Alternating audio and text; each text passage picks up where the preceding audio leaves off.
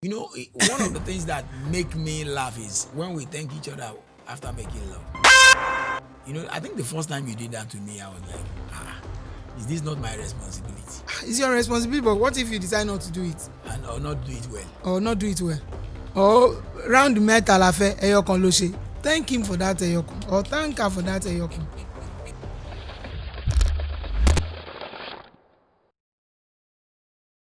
A great marriage is not when the perfect couple comes together. It is when an imperfect couple learns to enjoy their differences. Today, we will be speaking on practical ways to enjoy your marriage and make it last. And like always, I have with me my official Waka partner, Margaret Olabisi Okoro. You're welcome on the podcast once again. Thank you very much. Sweet marriage doesn't happen accidentally. No. Sweet marriage doesn't happen accidentally. There are things, it's just like saying sweet soup happens accidentally. No, it doesn't happen accidentally. It happens intentionally.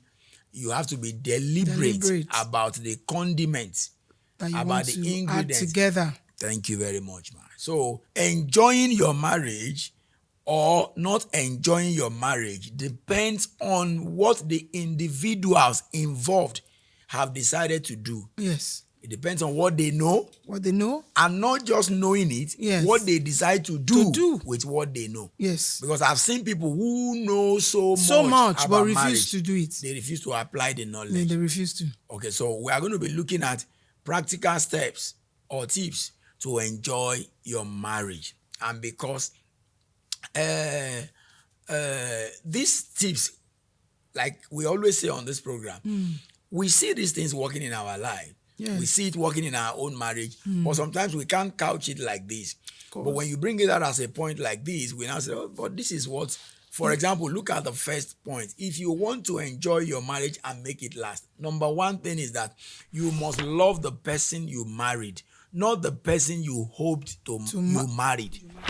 For some people, they are living with a spouse physically, but mentally they are living with another person. Probably there's somebody they dated. There's somebody they couldn't date. There's somebody they met that they wish they had married. So physically they are married to Mr. A, but mentally they are married to Mr. B. But one way to enjoy your marriage is love the person you married. Love that person. If you don't love yourself, you can't love your neighbor. I think a lot of people don't love themselves. So if you don't love yourself, there's no how you can transfer the love to your spouse. So I think the first thing is that you love yourself. Then you can love the person you married. It also says accept your spouse totally, not partially. Not partially. A lot of people have not accepted their spouses totally. Totally means spirit, soul and body.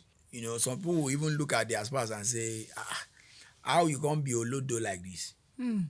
Another thing that stops people from enjoying their marriage is comparing your spouse with anyone. Your spouse will never be anybody else except your spouse.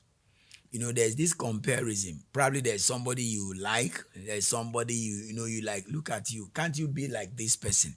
Can't you be like that person? Comparing your spouse. Learn to understand each other. No marriage succeeds without understanding. And when we talk about understanding, because understanding has to do with comprehension. I remember when we were in primary school, there was this course we used to do then, a topic that they call it, is a subject, comprehension. I think it's part of English. Yes. I didn't know, it was when I at least grew up a little bit that I understand that comprehension means understanding. That means they look at your understanding. Yes, your ability to understand. They say comprehension, understanding. So no marriage succeeds without comprehension. No marriage succeeds without understanding. Understanding each other. And again, understand yourself. A lot of people don't even understand themselves. So they can never understand their spouse. You know, and when people don't understand themselves, you know, and I like the way Yoruba people say,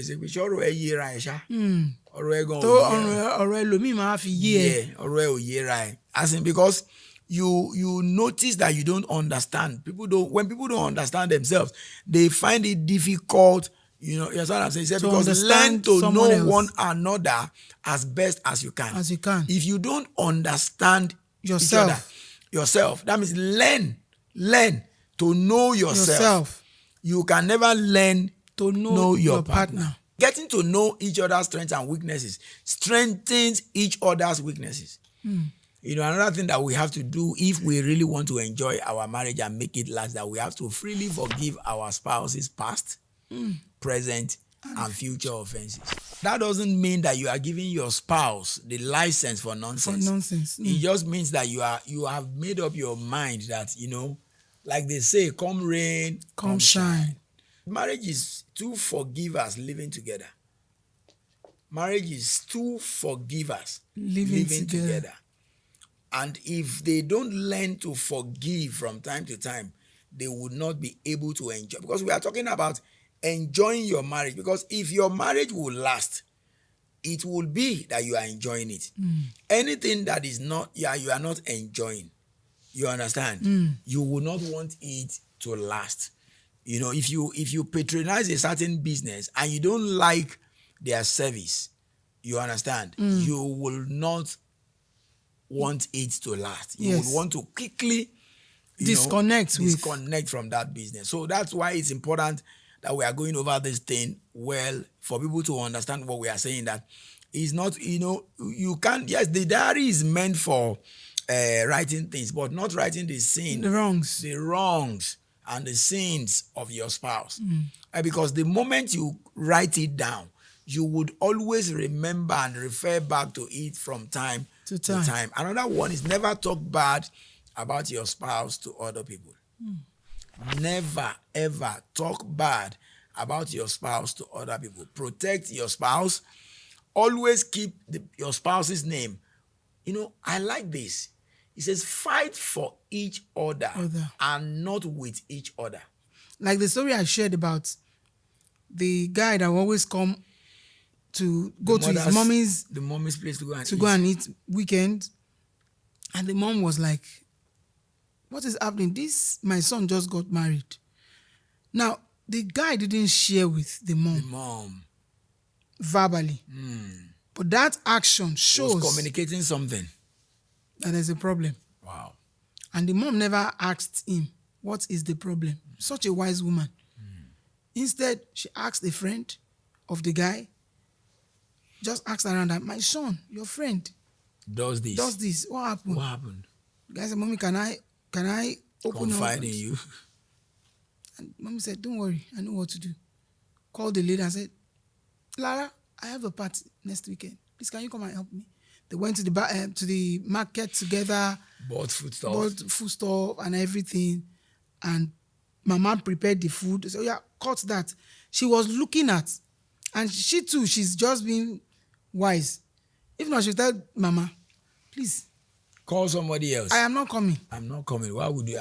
Call your maid. Call your this. Call your that. She went and she learned so as to keep her husband. After a month, she started cooking for the man. So the guy didn't tell the mom, but the mom could see it. So some people will see that, okay, you are going through, and they want to force words out of your mouth. But a man or a woman will have to learn to be matured enough to say no. And I remember that time we got married, you know, we're living with your mom and your elder brother. When your mom sees your face or my face, because she will always be checking on us to see what is happening.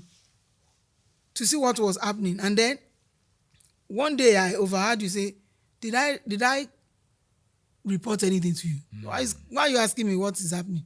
I didn't come to report anything to you. And since then, till she depart this world, she never asked you for such a thing. And now, what you communicated to her is, Mama, there must be boundaries. We might be living together, but I don't discuss my spouse. No, that's maturity. That's maturity. It's so important that we never talk bad about our spouse. Spouses. You see, because the truth about it is that when you have forgiven and you have moved on, they will not easily forgive. They will not even forget it. It will always, that particular incident, both of you might have trashed it out and you might have, buried the hatchet and decided to move on. But they will still be running that programming in their mind, And also, to enjoy your marriage, never be stingy to your spouse. Never. And when we talk about stinginess, it's not just about finances. Money, no. Give yourself entirely and don't hold back. You see, because stinginess goes beyond finances. There are people that will give themselves to their families. Their money to their families, but they will never be able to give themselves. And sometimes the family have received enough money, but they want you. It's like sometimes when we are watching these movies and you see a child crying that, Daddy, I want you to be at the ball game. I want you to be at the what's it called? Maybe like my inter-house sport. We are having drama presentation in school. I just want you to be there and be cheering me up. And a lot of the times I've seen it when some daddies say, I will be there. And then they will be there. And the girl or the child will just perform so badly. So never be stingy to your spouse. We tend to think in this part of the world, because of the poverty level, everything is money. Everything is money. No. Spending time. When you come back from the office, 3 of us will always sit together and be watching comedy. Look at what that thing usually do for the babe. You say, oh yeah, Daddy, put another one. Daddy, put another one. Daddy, put another one. Until when you are tired, I say, oh yeah, I want to go and sleep. But not that you get home as the man. Yes, you have gone to make money. Thank you, sir.